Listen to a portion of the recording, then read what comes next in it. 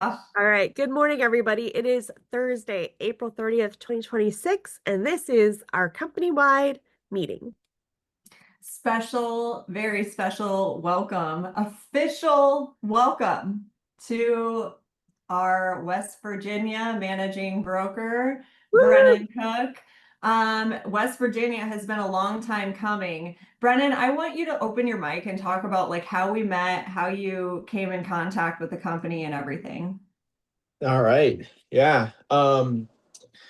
So we met on LinkedIn a few months ago.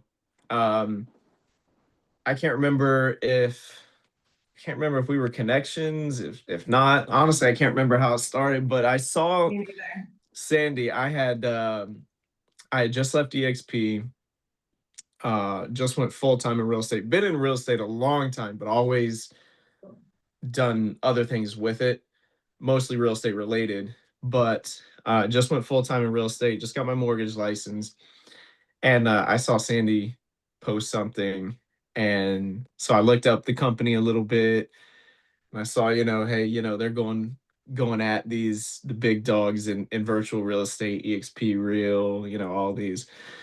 So I just commented on there. I was like, hey, I hope you take them out or something. Like it was something along those lines. Like I hope you crush them. And that just started another conversation. We were just talking about my real estate company, our vision now, officially, not their vision now. Um, but like, what my real estate company is trying to do, and then also what I was trying to do. And I was basically like, okay, cool. Well, how can I help? I hadn't thought The about getting my exact words you said, I'll never forget it, you know. yeah. Um, and I hadn't really thought about getting my broker's license at that point. We talked a few different avenues, but what the goal is right now is obviously we want to expand, and we need brokers to do that. We need to open up states. So I was like, okay, well, let me take a peek at it. Let me see where I'm at and see if I can do it. Had everything. So I'm also one of those people, just like with mortgage. I was like, if I get an idea, I'll just do it, and I'll figure everything else out later. So broker was good to go. So just went for it, knocked it out really, really fast. I finished the course. It was a 3 month course. I finished it in like 5 weeks, giving them extra time. Like I was trying to spread it out towards at the end.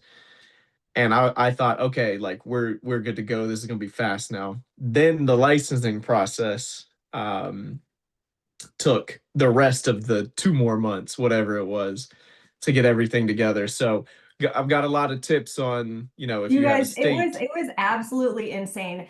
Anybody else, if we had partnered with anybody else who still had to get their managing broker license in West Virginia, it wouldn't have happened for at least a year easy. Weirdly, their classes only run like twice a year. And so the next opportunity would have been the fall, and he was too late to sign up for, the early year class. And so he had to, pull so many strings and kiss everybody's ass and sweet talk, and they let him in, and they let him in the class, and then he finished it in record time. Then come to find out, he needed a letter of recommendation from every broker he'd ever served under, not just his most recent managing broker, like every broker he'd ever served under had to write a letter of recommendation. Then he had to have record of how many deals, Brennan? Oh, oh, all of them, because in West Virginia you do. Yeah, I had to get all of them.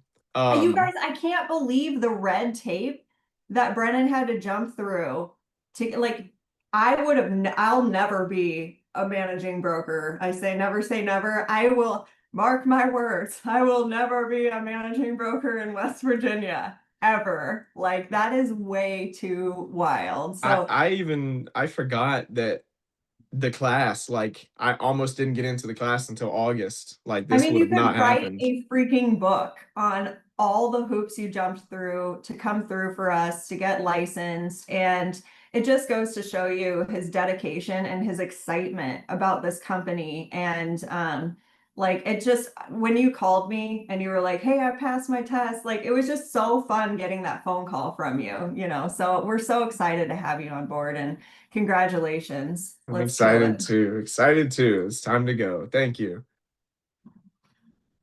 All right. This is a special three-part quote day.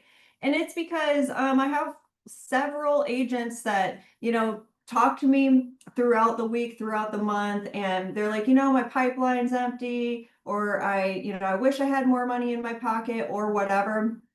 And we do so many things to open up the doors and open up the avenues for you. And we want we want you to have all the success in the world. We'll give you as much time of our time as you need. We will give you as much coaching and training as you need, but we can't want more for your business than you do. And we can't do the hard work for you. You have to want this as badly for yourself, and you have to take the action yourself. So, the three quotes: most people want the result. Few people are willing to build what it takes to get there. Number two, comfort is the enemy of everything you said you wanted. And the third one, the market doesn't care about your potential. It only rewards your production. So with that, again, you are not alone in your journey. You are not alone in your real estate journey. We have a room open every single day. I think Emily's been in there. Like there have been different agents that have taken us up on it, been in there. Damien, like it's like the agents that are making money are the ones that are consistently here, showing up with a great attitude and everything. Take a page from their book and like emulate what they're doing. And they want to teach you too. Our agents, our culture, they all have the hearts of wanting you to succeed. But again, nobody can do it for you. So we're here for you if you're putting in the work.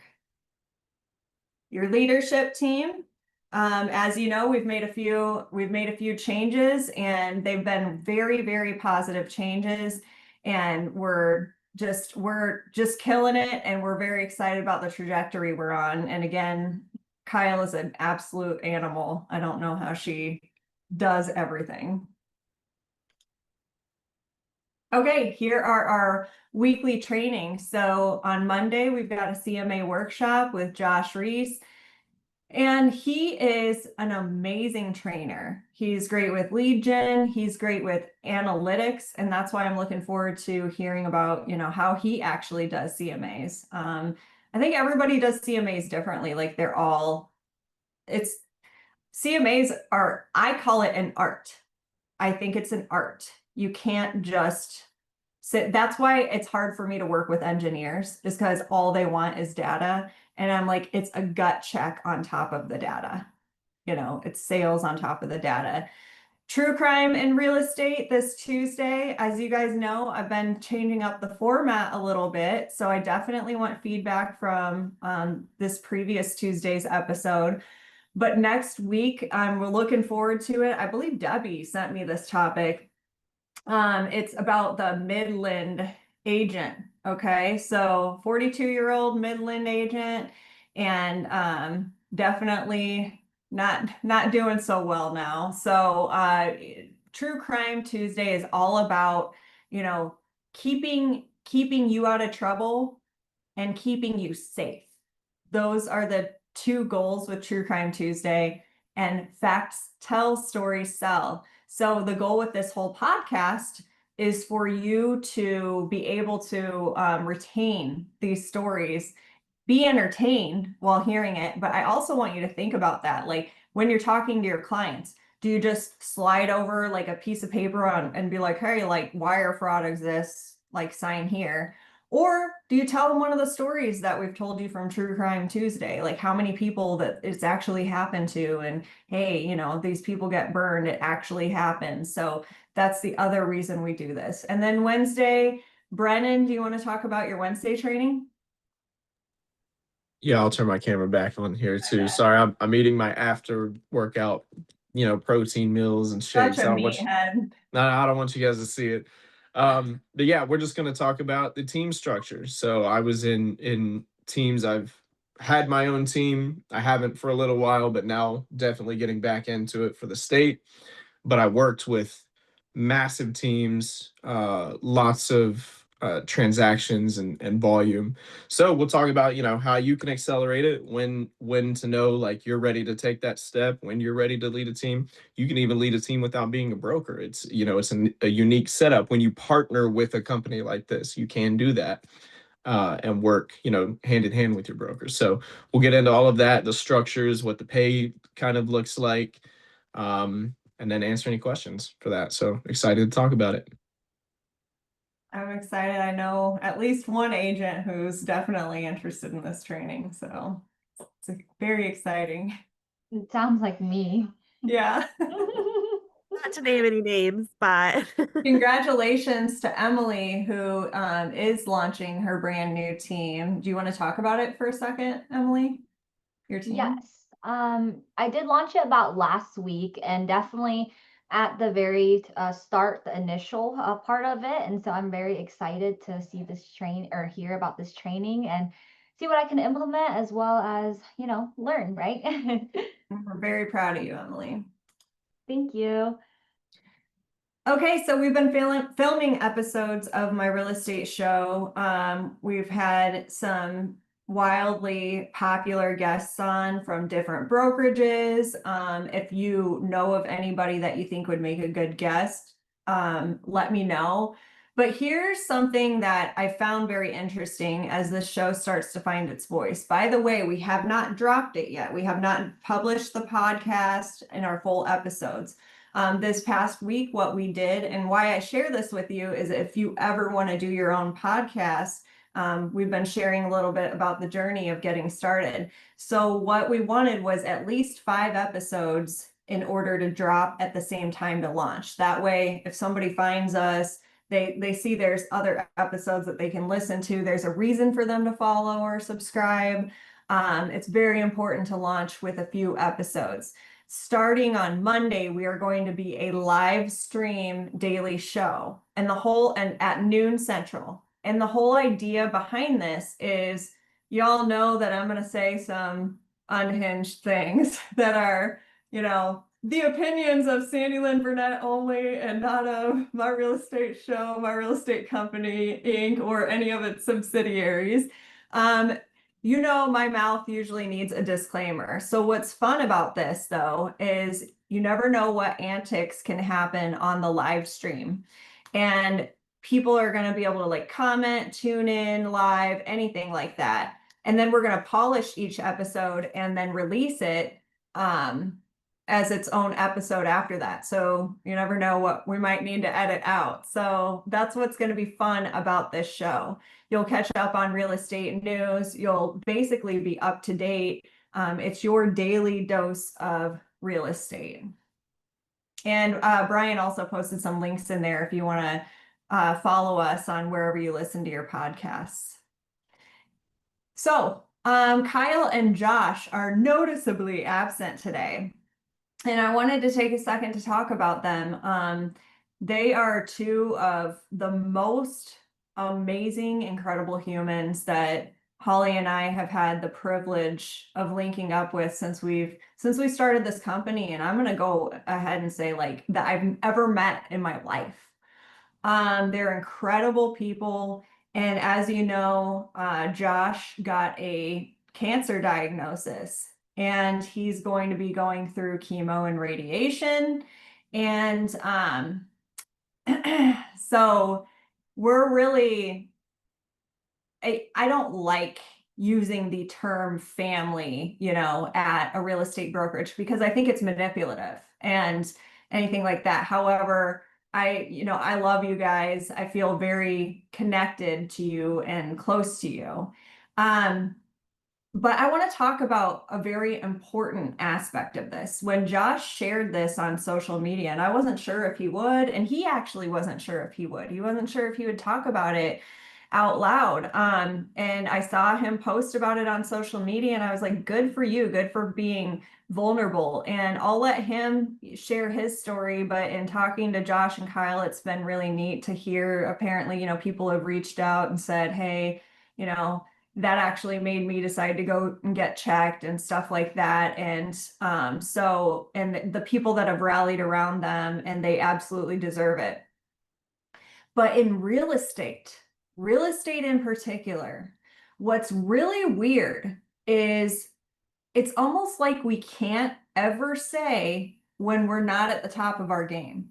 We can't ever let anyone know, like Holly and I were talking about, we couldn't, if I were pregnant right now, I would never tell anybody because it's almost like it's a fucking weakness. I can't show any weakness because you know what? Clients out there are going to be like, oh, I don't want to bother her. I don't want to bother her if she has cancer or whatever. And it's like, no, I like literally need to pay my bills. Please bother me with your business, right? Yeah. And so Holly and I wanted to bring this up because, you know, one agent in particular had asked, hey, with everything going on with them, should I even still use Kyle as TC? Should I be doing this? And the answer, I wanted to bring it up in that context because we as a company give you TC service. Let us worry about who the TC is, right? It's still Kyle for now. She is still going very strong. She needs this. They want the work to, you know, they want the mission, they want the purpose. It gives them life, right? And it gives them the right distraction and positivity and everything.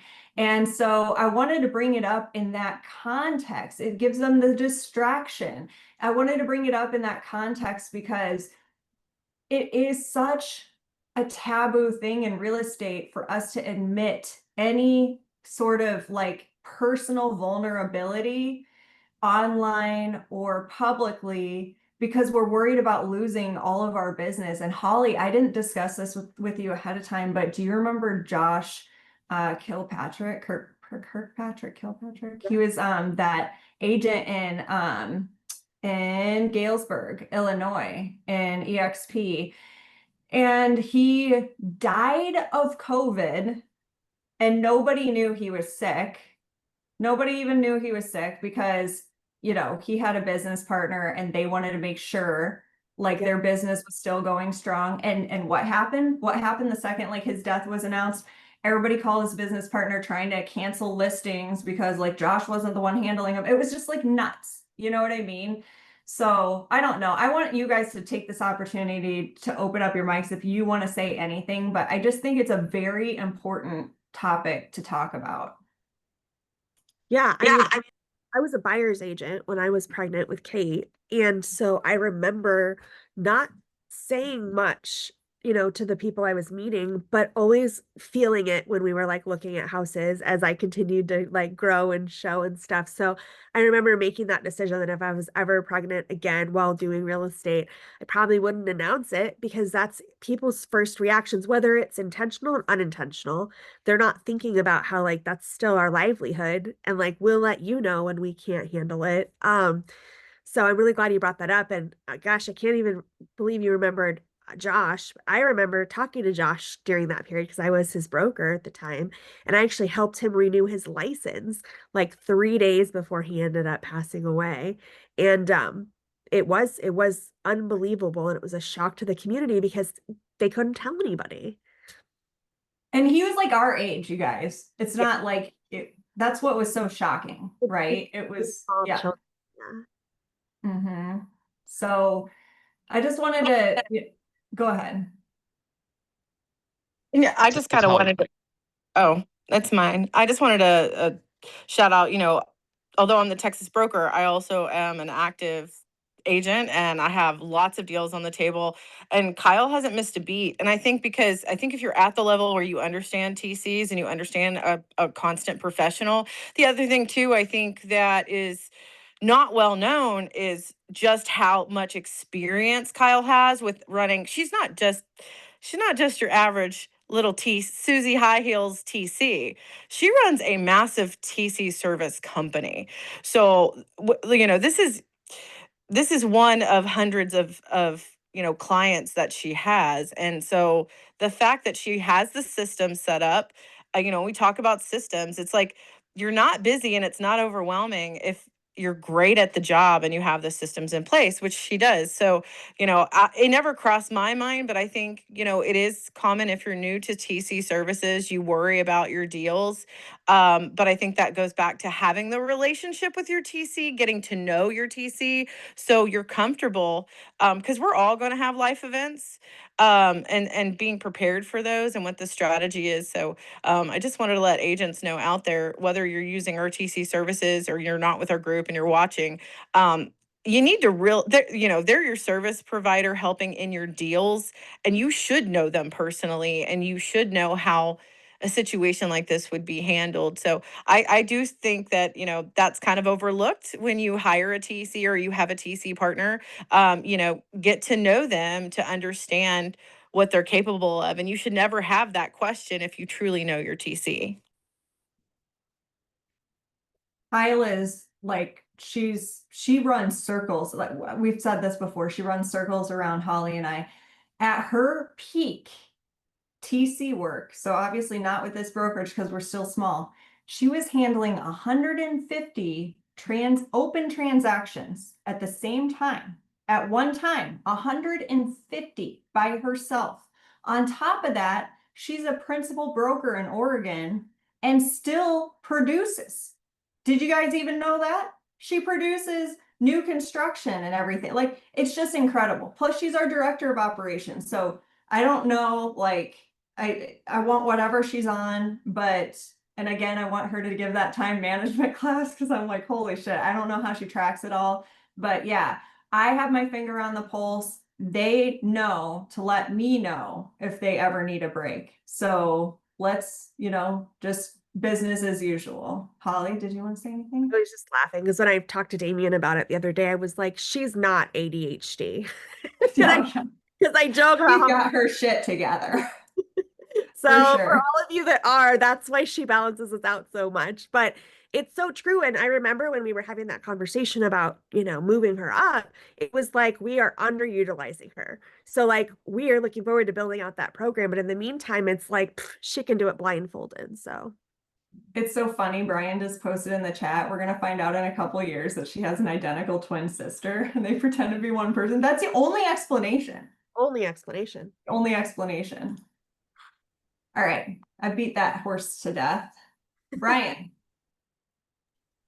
Yep. So we were talking about this, I think, Monday, Tuesday after True Crime, where I had seen a couple of things. I've heard about it before, and this is one of those, like, it's not widespread yet. It may not work everywhere, but if you're ever buying, like, the big thing is plane tickets or travel tickets or hotels or anything like you're buying online where the price can fluctuate, don't do it under like your own profile on a browser. Open up an incognito tab and search there.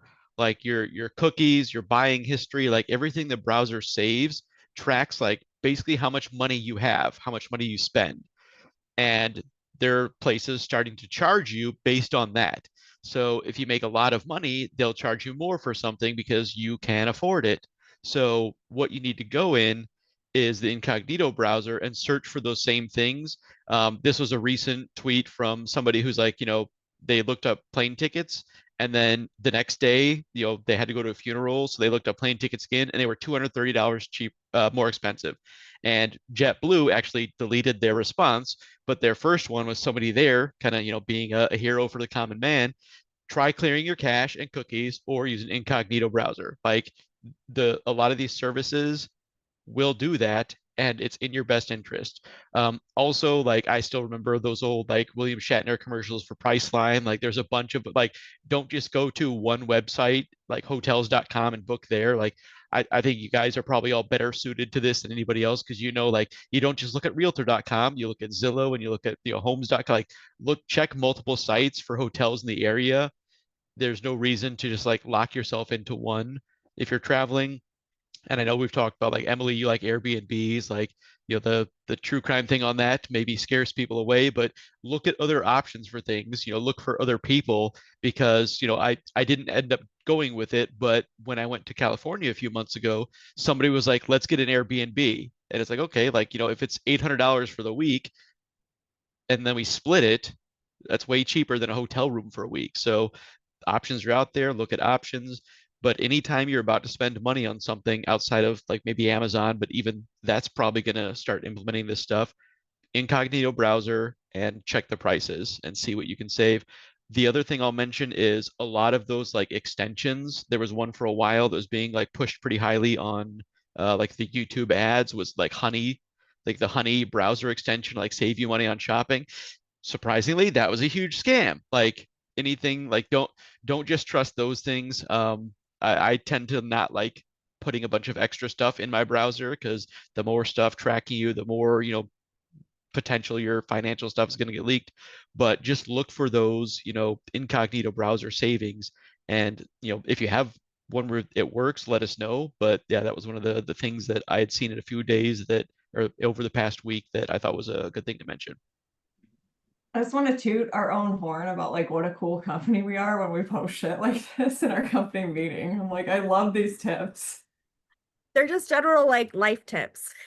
Yeah. Great. Life hacks. Yeah, life hacks with MyRECo.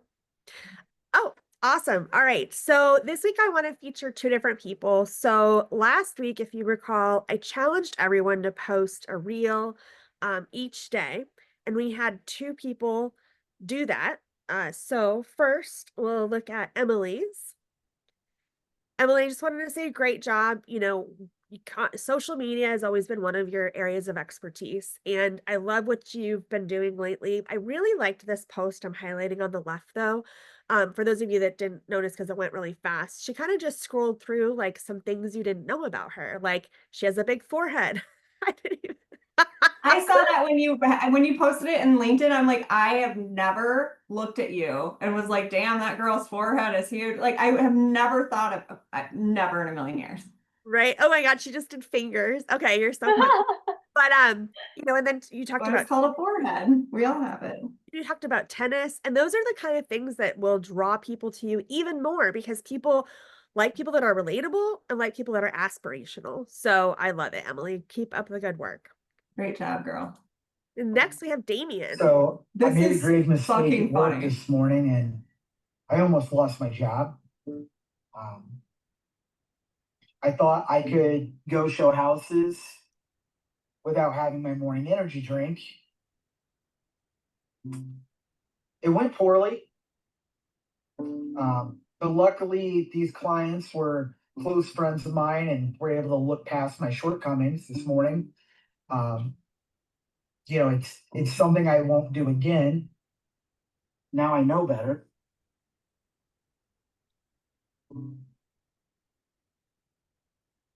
It was just awesome. So I just wanted to highlight that because it was funny. And Damien and I have had conversations about this, but I'm really proud of Damien because he's getting outside of his comfort zone, right? This does not come naturally to him. It's not comfortable. He's really, really pushing himself and stretching himself, which is how we grow as humans. And so Damien, seriously, like keep up the good work, keep doing these. You've almost got like the perfect balance of like real estate and not real estate. And I'm Damien, really I want you excited to act. I want to hear from you. Like, has it gotten any easier or any funner? Or do you want to like share that story that you and I were talking about at all? Anything? I will say, like, for this project, I was like, I want the $50.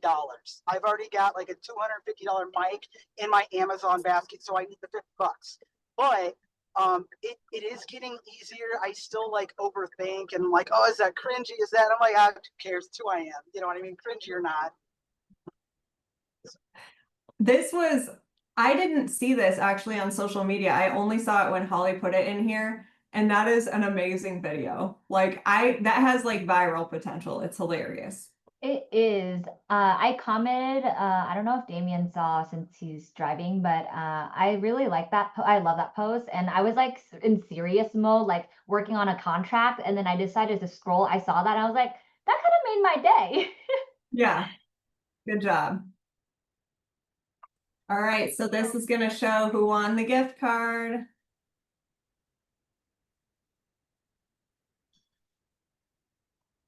Oh, looks like Dang. Good Damien job, manifested Damien. it. Yay. Hold on, I saw my picture pop up for a I split know. What was second. that, Holly? I think I won. I think I won. It was rigged. It was rigged. That was weird. So what I did was I found this website called Wheel of Names, and I'm telling you about it because this is something you can do in your social media with your followers or your clients or whatever. But I put Damien and Emily both in 7 times so that it was a little more exciting than just having like 2 big Yeah. boxes. So, but congratulations, Damien. I will send you your Amazon gift card just via email or text this afternoon so you can start saving towards that mic you want. So congratulations. Thank you. I did not prepare a speech. Okay. So Well, all right. I know what your next reel is gonna be about. It better be about winning that gift Should be about this and how great your brokerage is. card. So Here our you go, next Holly. challenge of the week is I want you all to post something every day that is just to spark a little debate, whether it's you know, even this dog thing Sandy and I were talking about at the beginning in case you missed it. Do you believe dogs can talk with buttons or do you not believe dogs can talk with buttons? Okay. So you can post about that. Are you a dog person or a cat person? Chocolate or vanilla? So like friendly, low stakes things where people usually do have a preference. That's our And whole so like when I saw this slide, I immediately thought about how toilet paper should only be hung in overhand fashion. And anybody that hangs toilet paper, like the toilet paper roll like underhand is just, I mean, honestly, I'd probably call the feds on you. I'm gonna be honest. What else are they hiding? Things like that. We Brian probably- even had like a graphic, like we were having a full-on debate over toilet paper. It's not a debate. The argument's been settled. The patent I is over. agree, but like people think I'm psycho about it, and I'm like, no, it's like real. The Simpsons are already said it's overhand, you know. oh, I was gonna say, I oh saw so my friend Deanna, that Brian and I serve in the Marines with, she's a like vice president over at LinkedIn. And I saw her do a video and she was like, oh, I've been arguing with my husband about like, and it was something really dumb. Oh, it was, does the week start on a Sunday or a Monday? And people just, I mean, lit her chat up. And it was just a video on LinkedIn just asking that. Settle a debate for us, you know? So I love this. That's going to be awesome. So 7 days of this, and then we'll enter you into a drawing. And this time I'm not committing to anything specific, but I'll just say, make sure that your Elfsters are up to date and, you know, we'll pick a prize. So I'm really excited to see what you all come up with for this. All right, so national news. I don't want to make any assumptions, but I wanted to make sure you knew of 3 things that are going on in the news this week. First of all, MRED and Compass have joined forces. So what that looks like is Compass is a proponent of what we call private listing networks. So they want their agents to like use this as part of their marketing process. Like, hey, Mr. or Mrs. Seller, we're going to put your listing on our private listing network. It's going to be exclusive and only shown to other Compass agents. So what they've done now, though, is they've also leveraged MRED, which is the Midwest Real Estate Data MLS system. And MRED is started in Chicago, I think, but that's where it's biggest is Illinois, but they take listings from anywhere. So now they're basically giving Compass an additional platform, and any agent across the country can actually join MRED's private listing network. You have to contact an association, so let me know if you're interested because I will connect you with our favorite association in Illinois. But it's just interesting and calls for a discussion. Do you think, you know, are you more about private listing networks? Or the alternative argument is more like what Zillow's doing, which is bringing back the coming soon button, coming soon feature. Both violate most association rules. So it's going to be really interesting to see where this goes. Do we want to talk about each one at a time, Sandy, or should I run through all 3 first? Just run through them quick. Then we've got Real and Remax. So Real has acquired Remax, which is super interesting and lots of chatter online for a couple of different reasons. Like one, Remax sold, like, whoa. Plus we all realize now how much debt they were in. They bought it for like $8.8 million. But anyways, like 2.5 million, 880 million. 880 million. Thank you. That's okay. But 200 and something was purely debt. So that's also crazy. $550 million is financed. So, there's just a lot going on. Like, is it going to take away Remax's stuff? They're just so different. Everyone's trying to really wrap their head around it. And this morning, Real, there was an Inman article about how Real has said one of the things they're most excited about is to use their technology on Remax's website to get more leads. So that will be interesting. Then we have something that I didn't even know was happening. So apparently a year ago, Compass sued Northwest MLS, which is an MLS based out of Washington. And basically Compass's argument is that they have a monopoly in that market. And they don't think that that's right. So I'm really interested to see where that goes. And I think a part of me is just kind of like pot kettle black, like what, like this is weird, but that's literally why Compass is suing them. They think that they have a monopoly because they're a broker owned MLS. They can keep people out if they want to, and so I wouldn't be surprised, I mean, I will be interested to see where that goes. But And another piece of news that's not on here, Holly, that I want to make sure, it's like I bet most agents don't care, but I bet Brennan and Holly might. And Lindsay already might know, but EXP Realty, who's headquartered in Washington and always been headquartered in Washington, is actually reincorporating now in Texas. I did Yeah. not.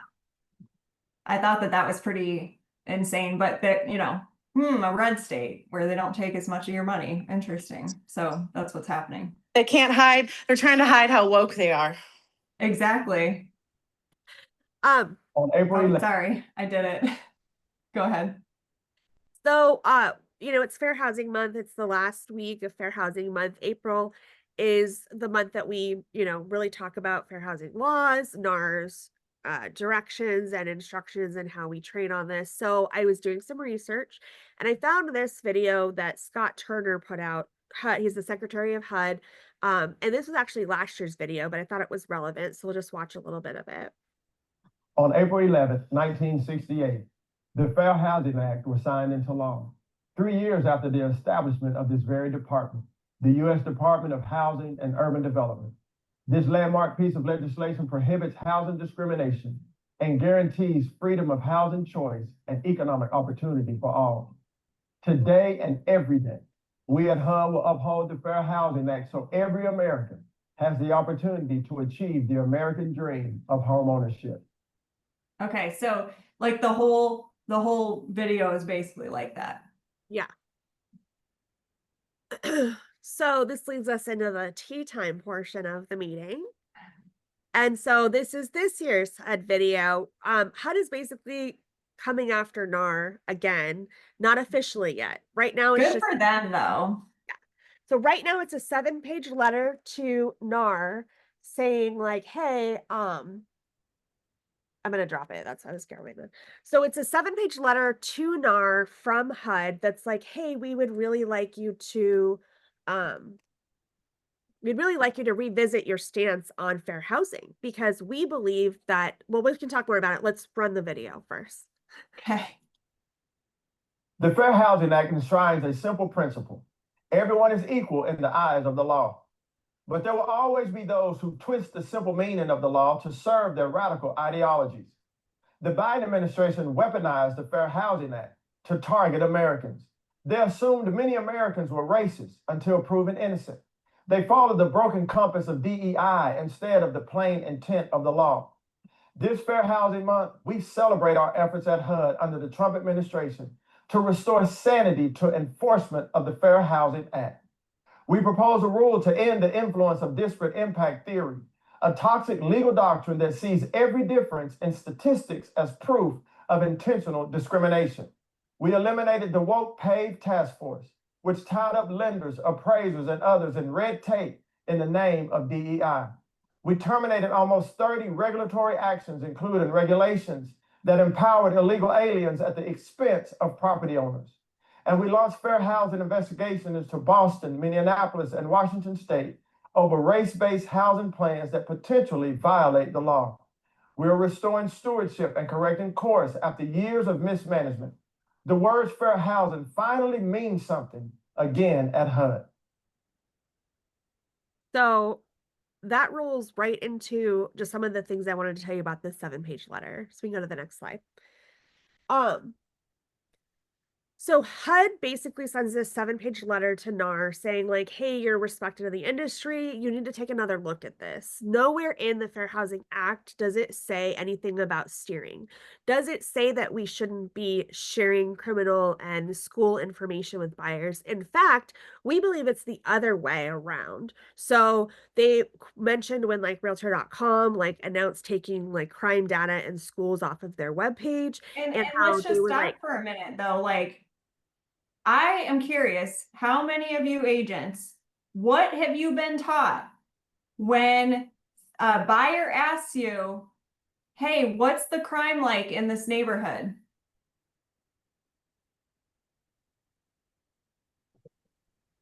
I've always explained that that's not something that I can do, but I do reference different websites. I know that there's like a crime grade website. I just tell them to go do a basic Google search on their own, or potentially, drive by at night on a weekend, just get a feel for the neighborhood, things like that. But I can't sway you or give you guidance either way. Okay, anybody else? Yeah, Sandy, same thing. I was in the beginning, I was always instructed that you steer them to the source of that data and that you are not the expert or the source of that data. And I was taught to even tell them to go talk to a fucking police station. Like, go talk to your local law enforcement police station. Like, they can tell you how the crime is. That's literally how I was taught.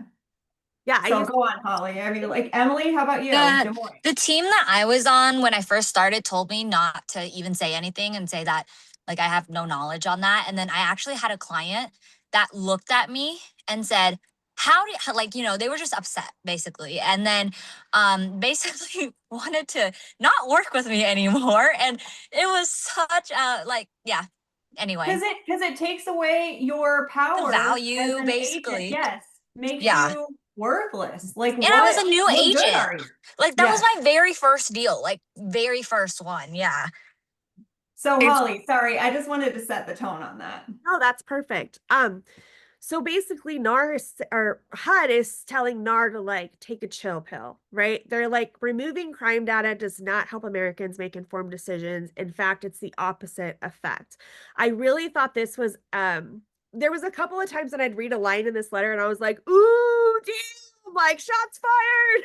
So you have to read it. But one of them was this line: as a general matter, the real estate industry should reconsider its use of self-appointed DEI experts and its implementation. So I was like, damn.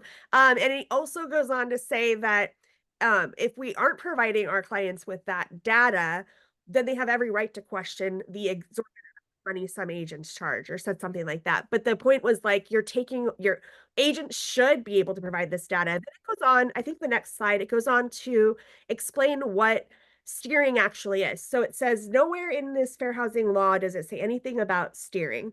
But here's what steering is if you really want a definition. Steering would be discouraging any person from inspecting or purchasing a specific area. So steering would be like, you don't want to live there, you want to live here. But answering a question about the crime rate or the schools is not steering. Also, this does go back to treating everyone equally. If you're telling only purple people that they should move to this area and only green people should move to this area, that's steering. But if you're telling all of your clients, I would avoid, anything south of the railroad tracks personally. Like, that is not steering according to HUD. So I really want you all to read this, but it's, and Sandy, drop your article again. Sandy wrote a really great LinkedIn article post about it, because I remember this being something that Sandy's talked about over the years, like, and it being a hot topic for her. So as soon as I saw it, I dropped it to her. I sent it to her. I was like, oh my God, you have to read this. So, I love it. Keep going. So NAR NAR has not formally responded with a letter yet because they typically only respond when there's like actual like law changes or discussion about law changes.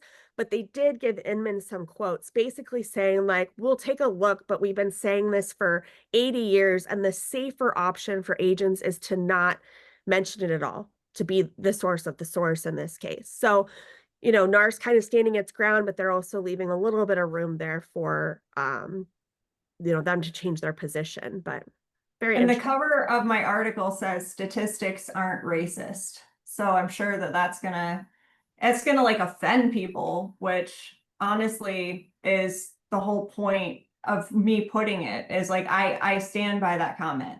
We should be allowed to present statistics to our clients. So anyway, if you guys are on LinkedIn, I'd appreciate some engagement on that article because I want it to get a lot of like attention and do really well. I put a lot of effort into it last night. I was on a roll.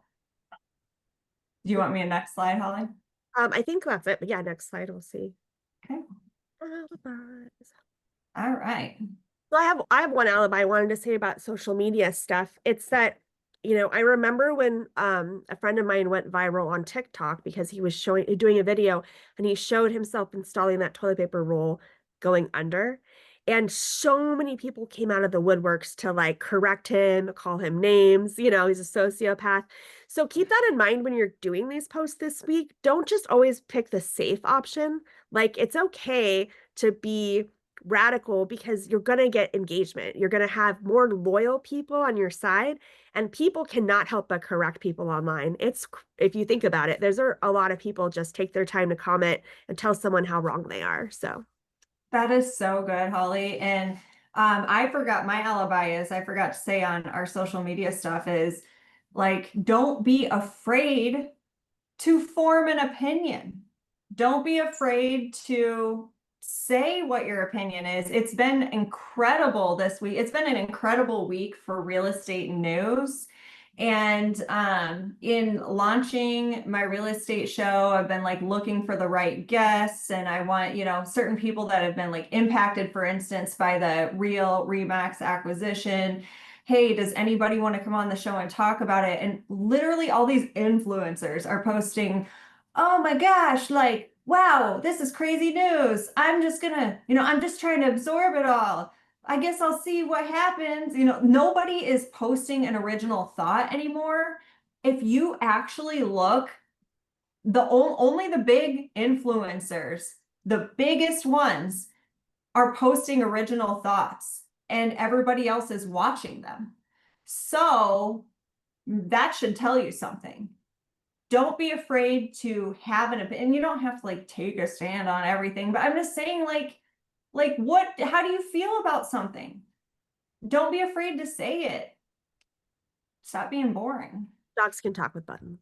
Stand on your business. Exactly, Brennan. Thank you. And Brian wrote, I don't care what the newspapers say about me as long as they spell my name right. I love that. Get a good YouTuber. headshot, right?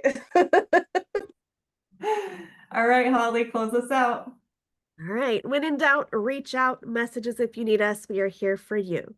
We all started this morning with a blank slate at 0. So go out and talk to a buyer, a seller, or an agent today. Have a good one. Bye. Bye, everybody. Good job.